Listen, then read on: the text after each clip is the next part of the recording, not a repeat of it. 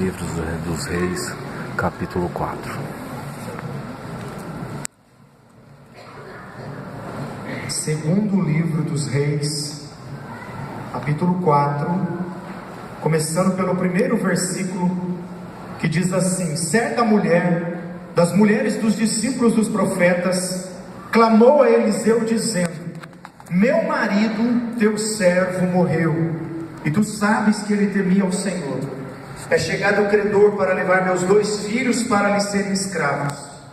Eliseu lhe perguntou: que te hei de fazer? Dize-me que é o que tens em casa. Ela respondeu: a tua serva não tem nada em casa, senão uma botija de azeite. Então disse ele: vai, pede emprestadas vasilhas a todos os teus vizinhos, vasilhas vazias, não poucas. Então entra e fecha a porta sobre ti e sobre teus filhos, e deita o teu azeite em todas aquelas vasilhas. Põe a parte a que estiver cheia. Partiu, pois, dele e fechou a porta sobre si e sobre seus filhos. Estes lhe chegavam as vasilhas e ela as enchia. Cheias as vasilhas, disse ela a um dos filhos: chega-me aqui mais uma vasilha.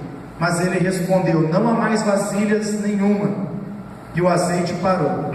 Então foi ela e fez saber ao homem de Deus. Ele disse: vai, vende o azeite e paga a tua dívida, e tu e teus filhos vivei do resto. Irmãos e irmãs, eu quero compartilhar algumas verdades desse texto da palavra de Deus para abençoar o nosso coração nessa noite.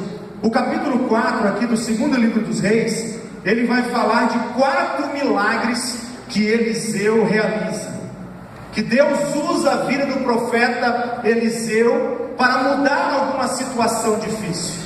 E é interessante que o profeta Eliseu, ele era discípulo de Elias, e antes de Elias morrer, Elias disse assim para Eliseu: Eliseu, pede-me logo o que você quer de mim, antes que eu seja tomado de ti. E Eliseu então disse assim: eu quero receber porção dobrada do teu Espírito, ou seja, do Espírito de Deus que está sobre a tua vida, essa unção e esse poder eu quero em dobro para a minha vida. E Elias falou assim: olha, você pediu uma coisa difícil, mas se os teus olhos me virem, quando o Senhor me levar para junto dele, então assim que será feito. E diz então que os dois chegaram até a beirada do rio Jordão. Elias enrolou o seu manto, bateu nas águas, as águas se abriram, e eles atravessaram o rio Jordão, e eles estavam caminhando, quando de repente, diz que veio do céu cavalos num carro de fogo, e levaram Elias num redemoinho para a presença do Senhor. E Eliseu então tomou o manto de Elias que havia caído, e ele então volta, faz o caminho inverso. Quando ele chega na beirada do rio Jordão, ele diz que ele pega aquele manto e bate nas águas também, e diz: onde está o Deus de Elias? E diz que o rio Jordão então se abre, e ali nós vemos então que Eliseu, ele recebeu realmente a unção, o poder de Deus. E é interessante, quando você vai estudar a vida de Elias e de Eliseu, você vê claramente que ele recebeu a porção dobrada, porque está registrado na Bíblia que Elias, ele realizou 7 milagres, e Eliseu realizou 14. Então, ou seja, a porção dobrada estava sobre a vida de Eliseu. Eu acredito que eles realizaram muitos mais milagres, mas somente alguns foram registrados na Bíblia. É a mesma coisa que aconteceu com Jesus. Quando nós estamos chegando lá no finalzinho do Evangelho de João, nós vamos encontrar lá João dizendo assim: olha, Jesus realizou muito mais do que está escrito nos Evangelhos. Mas se nós fôssemos registrar e escrever tudo que Jesus havia realizado, não caberia, né? Livro do mundo inteiro. Os livros. Ou nós teríamos muitos e muitos livros para poder mostrar o que Jesus fez, mas apenas alguns acontecimentos foram registrados para que eu e você pudéssemos então ter aqui esses acontecimentos para abençoar nossa vida, para fortalecer nosso coração e para nos ensinar como nós devemos viver com Deus. E nesse texto aqui então nós encontramos Eliseu sendo usado por Deus para abençoar a vida dessa mulher. Nós não sabemos o nome dela. Ela ficou viúva e ela então corre até Eliseu. Por quê? Porque o marido dela era um dos discípulos dos profetas. Então, na hora que aconteceu a maior dificuldade da vida dela, porque naquela época a viúva, ela não tinha direito a nada praticamente. A mulher não trabalhava fora. A mulher dependia única e exclusivamente do sustento que era trazido pelo seu marido. Então, quando esse homem morre, essa mulher fica desamparada. E o problema não é que ela ficou apenas desamparada, mas ela ficou cheia de dívidas. E naquela época, a lei era uma lei muito cruel. Os filhos deveriam se tornar escravos para pagar a dívida. Então agora pensa bem, uma mãe, não preciso nem falar isso aqui, você que é mãe, né? Tanto a mãe como o pai, nós fazemos de tudo pelos nossos filhos, nós queremos o melhor para os nossos filhos, nós amamos nossos filhos, né? Qualquer coisinha que acontece com nossos filhos, nós, né, ficamos assim, com o coração na mão. Quem aqui o filho já ficou doente? Quem aqui o filho teve que passar por uma cirurgia, né? Recentemente, uma das filhinhas do pastor Jefferson passou por uma cirurgia. O meu filho mais velho também passou por uma cirurgia. Por mais simples que é a cirurgia, mas nós estamos falando como que é difícil, né? Ver o filho ali entrando na sala de cirurgia e você ficar ali do lado de fora na intercessão, clamando, orando a Deus, mas ao mesmo tempo com aquele sentimento, né? E agora? Aquele sentimento de tensão. E essa mulher, ela passou por isso. O que iria acontecer com ela? Se a dívida não fosse paga, os filhos seriam levados como escravos. Uma situação de desespero, uma situação de muita luta, uma situação muitas vezes de olhar e falar assim: agora, o que eu vou fazer? Como que eu vou sair dessa situação? Talvez, meu irmão, minha irmã, você esteja passando hoje aqui à noite por uma situação e pensando assim: como que eu vou sair dessa situação? Como que eu vou dar jeito nisso? Como que eu vou resolver essa questão? Todos nós aqui estamos sujeitos a passar por momentos difíceis. Todos nós aqui estamos sujeitos a enfrentar uma situação que muitas vezes vem contra nós e nos assola, e nos machuca, e nos perturba, e nos faz muitas vezes ficar ansiosos. Quantas vezes nós ficamos sem dormir, quantas vezes nós ficamos tensos, aflitos, angustiados. Por quê? Porque nós estamos tentando imaginar, pensar numa forma de resolver essa situação. Só que muitas vezes nós não sabemos como sair dessa situação. E aqui me vem então a primeira lição que eu aprendo com essa mulher. Essa mulher, talvez ela tinha parentes, talvez ela poderia buscar outras soluções, mas ela busca ajuda naquele que realmente poderia ajudar. Ela vai buscar ajuda do profeta, porque o profeta no Antigo Testamento representa o poder de Deus, a ação de Deus. É através do profeta que o milagre acontece. É através da palavra do profeta que Deus vai agir. Glória a Deus. Quando nós olhamos para o Antigo Testamento, nós vemos duas figuras importantes. Uma era o sacerdote e a outra era o profeta. O sacerdote é aquele que recebia o sacrifício, a oferta das pessoas e se colocava diante de Deus e oferecia aquele sacrifício e pedia perdão. Falava: Senhor, tem misericórdia do teu povo, perdoa o pecado do teu povo. Agora o profeta não. O profeta era aquele que era usado por Deus para dar direção, para muitas vezes confrontar, repreender o povo, para sair da vida de pecado. Mas era através do profeta que o milagre acontecia. Era através do profeta que Deus agia. Era através do profeta que o povo experimentava o sobrenatural de Deus. Então, quando essa mulher ela vai até Eliseu, ela está indo atrás do próprio Deus.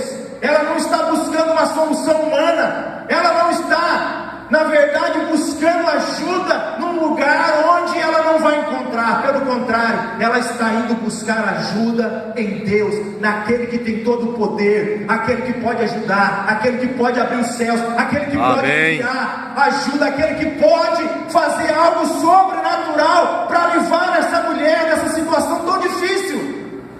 Então, meu irmão, minha irmã, quando eu olho para essa situação, eu entendo que muitas vezes eu e você, nós buscamos ajudas em muitos lugares, quando nós deveríamos sempre, em primeiro lugar, buscar a ajuda que vem do alto. Uma vez eu estava numa igreja e uma irmã foi dar um testemunho, e quando eu ouvi o testemunho daquela irmã, eu não sabia se eu dava risada ou se eu chorava. Ela foi para frente e o pastor deu o microfone para ela. Por isso que os pastores, a gente tem que tomar muito cuidado, né? O reverendo Oswildo fala muito isso para nós aqui. A gente tem que tomar muito cuidado para quem a gente dá o microfone, ainda mais quando a gente não conversou antes para saber o que vai ser o testemunho, o que a pessoa vai falar. E ela chegou lá na frente e falou assim: não, irmão, essa semana eu estava com a unha encravada e essa unha doeu, essa unha me incomodou, e daí eu fui no médico, eu passei pomada, eu passei chá de picão, eu tomei, eu pulei. Ou seja, ela falou de 30 coisas que ela tinha feito para sarar o dedo, mas ela falou assim: mas meu dedo não sarou. Daí eu me lembrei do Senhor e eu busquei a Deus e Ele me curou. Daí teve gente assim que falou glória a Deus, teve uns que ficaram assim. Daí eu fiquei pensando comigo: meu Deus, eu não sabia se eu dava risada ou se eu chorava. Por quê? Porque a primeira coisa que ela tinha que ter feito com aquele dedão encravado daquela unha era ter apresentado diante de Deus e ter falado: Deus, cura o meu dedo. É isso que eu e você temos que entender. Eu sei que isso é uma brincadeira, é uma história que eu ouvi numa igreja, mas meu irmão, minha irmã, vamos trazer para as áreas mais difíceis da nossa vida. Quantas vezes, ao invés de nós buscarmos ao Senhor, nós buscamos todo e qualquer tipo de ajuda, e daí somente quando a situação já está pior do que quando ela estava no começo, a gente já se embananou, a gente já se complicou. É aí que a gente vai se lembrar do Senhor. Eu vejo muito isso, né? Principalmente os pastores que mais atendem. Pastor Jefferson aqui é o campeão de atendimentos aqui da igreja, é o que mais atende. Ele pode falar isso com mais autoridade do que eu, de atender pessoas. Mas, irmão, geralmente as pessoas procuram os pastores quando a coisa já está, né, assim. Foi o último recurso. Por que não buscou ajuda no começo? Por que não veio no começo buscar orientação? Por que não veio no começo buscar oração? Por que não veio no começo pedir para que Deus pudesse dar, através da palavra de Deus, a solução para aquela situação? Mas não, deixa a coisa assim, está no limite. Daí quando a coisa estoura, é quando muitos daí tentam correr atrás do prejuízo.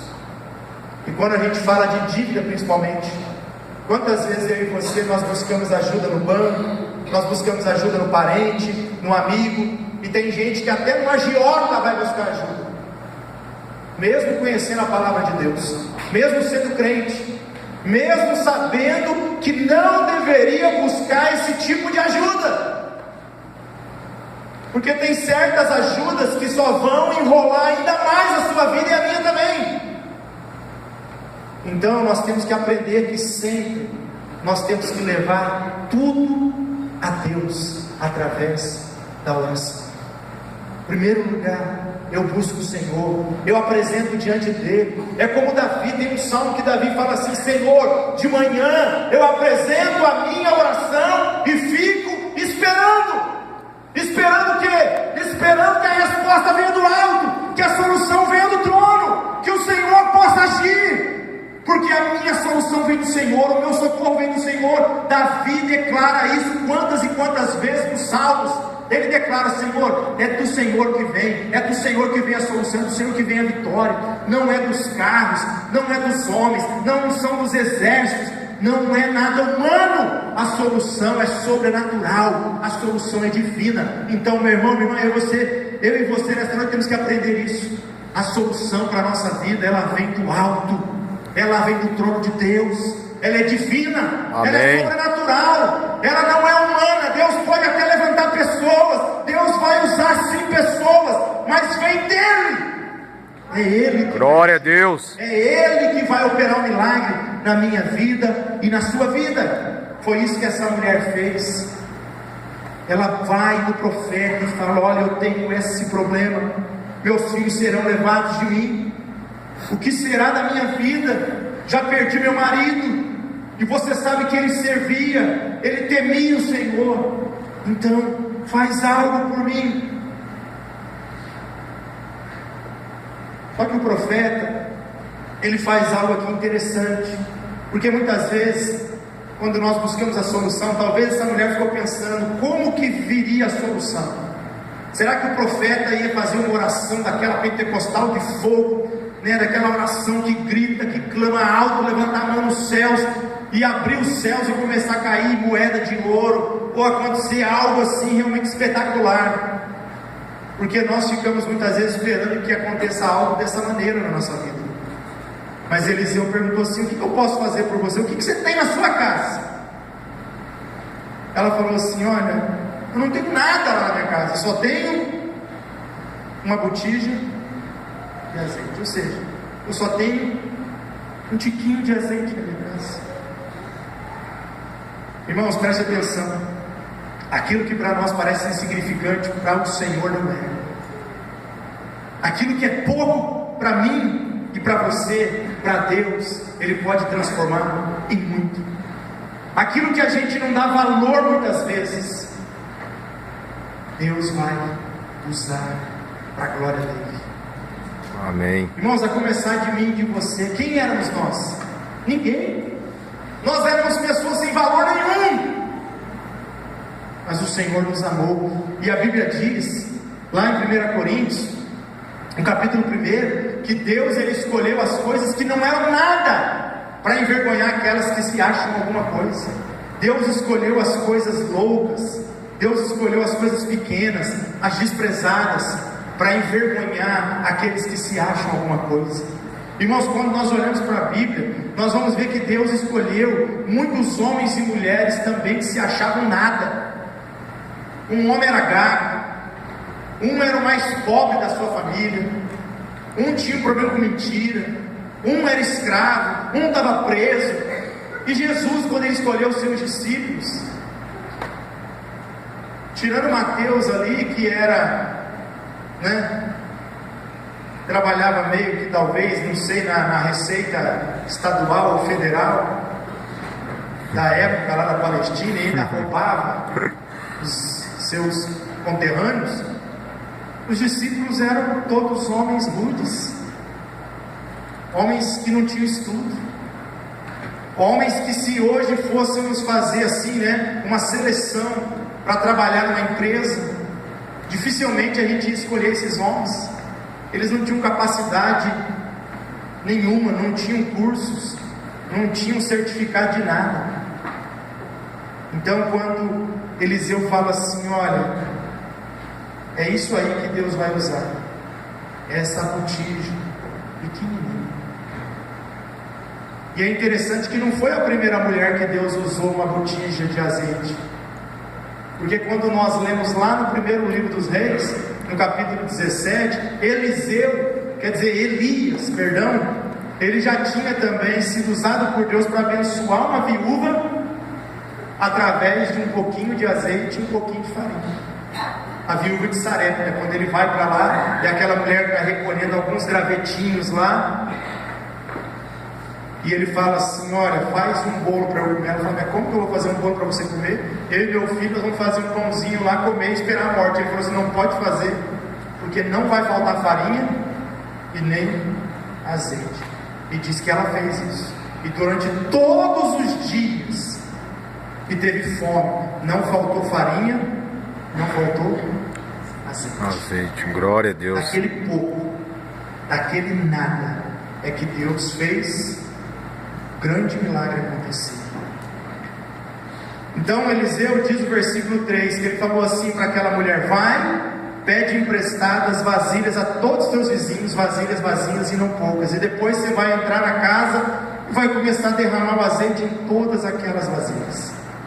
Irmão, vamos ser bem sinceros aqui, de maneira bem racional. Será que eu e você faríamos isso? Mas o que eu vou fazer com um pouquinho de azeite? Vou emprestar um monte de vasilha dos vizinhos e vou jogar um pouquinho em cada vasilha. Para quê? Só vai me dar o trabalho e depois ter que lavar essas panelas. O que eu vou fazer com esse tiquinho? Irmãos, mas preste atenção. São essas pessoas que, mesmo que Deus esteja pedindo para elas coisas absurdas de serem feitas, são essas pessoas que têm experimentado, não só na Bíblia, mas ao longo da história, são essas pessoas que têm experimentado os grandes milagres da parte de Deus. Amém. Amém. Aqueles que ficam sempre questionando, aqueles que ficam sempre calculando, aqueles que ficam sempre, ali, um pé atrás, nunca vão receber nada. Nós vemos em Lucas capítulo 6, quando Jesus foi para Nazaré, diz que em Nazaré ele não pôde realizar nenhum milagre ali. Por quê? Porque as pessoas não acreditaram, ficaram dizendo assim: mas ele é o filho de José e de Maria, ele é filho do carpinteiro. Jesus realizou milagres em muitos lugares, mas em Nazaré, que foi a cidade que ele cresceu, ele não realizou ali milagres, porque as pessoas ficaram duvidando. Essa mulher, ela recebeu o milagre porque ela agiu com obediência e com fé. Quando eu e você agimos com obediência e fé, mesmo que aos olhos de todos possam parecer, pode parecer uma coisa absurda, uma coisa louca, uma coisa maluca. Eu fico imaginando essa mulher chegando e pedindo um monte de vasilha emprestado para os vizinhos. Eu acho que teve vizinho dela que até não emprestou, falando assim: essa mulher está com dívida, o credor está cobrando, eu acho que ela vai dar um jeito de fugir, ou vai vender essas vasilhas, essas panelas aí, para tentar fazer um dinheiro. Com certeza, certeza absoluta. Lugarzinho pequeno. Quem aqui morou em cidade pequenininha já sabe como é que é a cidade pequena, né? Cidade assim de 3 mil habitantes, 5 mil, 7 mil. Cornélio Procópio. 18 mil lá na cidade do Pastor Jefferson. Cidade pequena, de 20 mil para baixo. Quem morou em cidade pequena sabe que todo mundo sabe, da vida de todo mundo. Não é assim? É verdade. Imagina. Muitos talvez ficaram assim, falando: o que essa mulher vai fazer? Os filhos pedindo emprestado vasilha em tudo quanto é lugar. Mas foi pela fé e pela obediência que ela agiu. Irmãos, eu e você temos que entender isso. Nós não vivemos pelas pressões do mundo, nós não vivemos pelas pressões das pessoas, da família, do trabalho. Não, eu vivo por aquilo que Deus está me dizendo. Aleluia, eu vivo pela Senhor. Fé, eu vivo em obediência. Amém. Se Deus está pedindo, se Deus está mandando, eu vou fazer. É assim que eu vou viver. Porque quando eu ajo em obediência e eu ajo em fé, Deus me abençoa. Amém. Deus me Amém. abençoa. Nós temos que agir dessa maneira.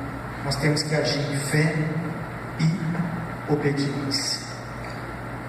E diz então que ela foi, partiu dali daquele lugar, fechou a porta sobre ela e seus filhos. Por que ela teve que fechar a porta? Eliseu falou: vai, fecha, a porta. Por que tem que fechar a porta? Não pode deixar ninguém ficar vendo. Quando eu li esse texto, eu fiquei pensando naquilo que Jesus falou, que quando eu e você, nós vamos orar, como que nós temos que orar? Nós temos que entrar, fechar a porta do nosso quarto. E ali no secreto, nós vamos orar. E Deus vai escutar a nossa oração. Amém. Irmãos, é no secreto. Não tem que ninguém saber. Não tem que ninguém ficar dando palpite. Não tem que ninguém ficar falando nada. Porque é verdade. Tem que fechar a porta e ficar todo mundo ali junto.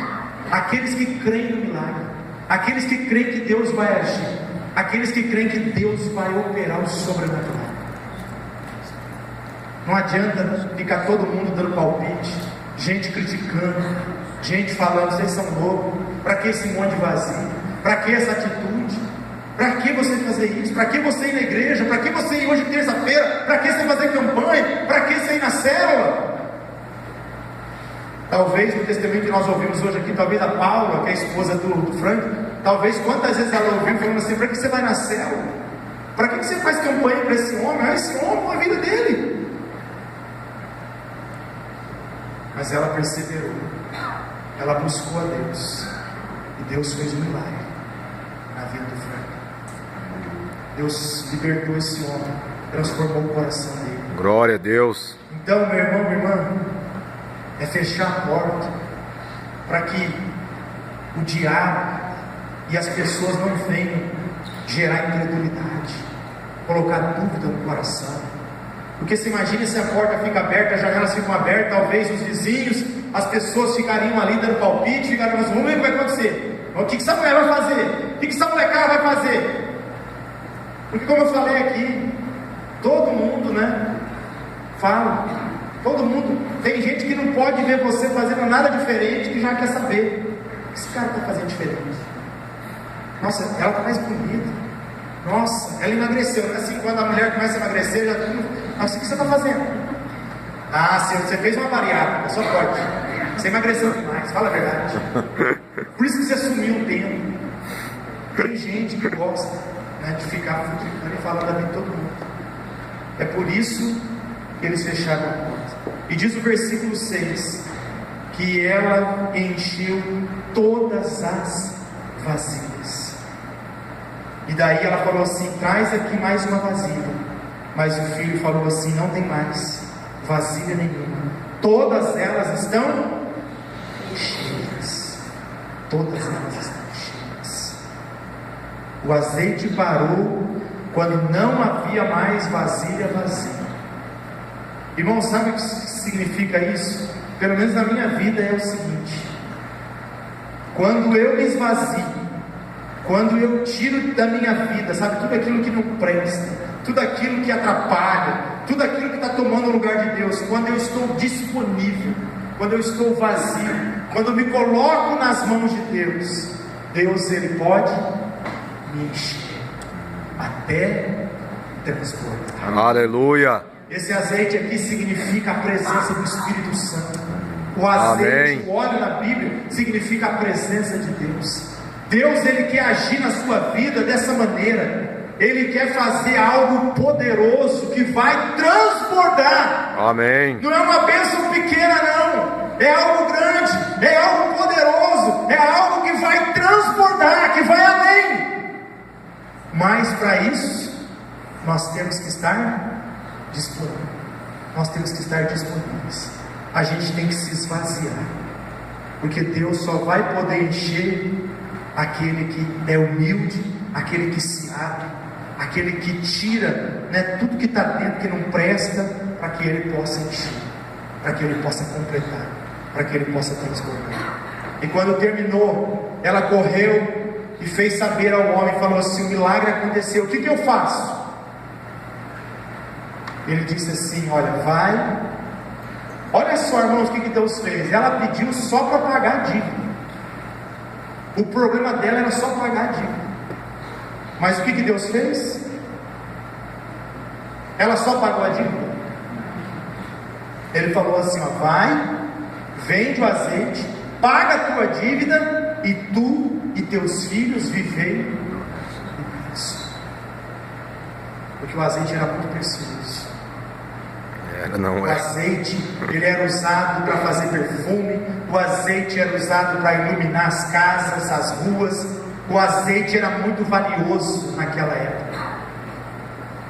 Então, com o azeite que ela vendeu, ela pagou a dívida e ela viveu o resto.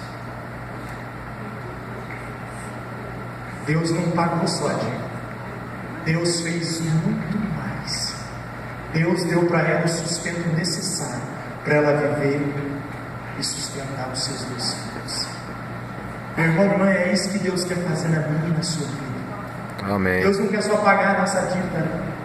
Deus não quer só curar uma enfermidade, não. Deus quer fazer muito mais. Deus Amém. quer fazer muito mais. Mas o que nós temos que fazer? Nós temos que buscar de todo o coração. Buscar nele a solução. Ele é meu socorro, ele é a minha vitória, ele é a minha força. Eu tenho que andar em fé, eu tenho que obedecer, mesmo que pareça ser uma coisa absurda, mas eu vou caminhar em fé, eu vou obedecer, eu vou ser fiel, e Deus pode, e Ele vai operar um milagre, que vai te surpreender, que vai me surpreender, que vai surpreender cada um de nós, para a glória dEle, em nome de Jesus. Amém. Vamos ficar em pé, meu irmão, minha irmã. Como o pastor Osni falou aqui, o pastor Jefferson vai estar aqui comigo também. Se você quer receber uma oração neste momento, se você está com uma situação talvez parecida com essa mulher viúva, que parece que aos teus olhos não tem saída, o que você vai fazer? Se você quer receber uma oração nesse momento, saia do seu lugar e venha aqui à frente. Nós vamos orar juntos agora. Se você quer receber uma oração, saia do seu lugar. Vem aqui agora, vem apresentar diante de Deus o seu problema, a sua situação difícil. Porque, meu irmão, eu creio que Deus, Ele pode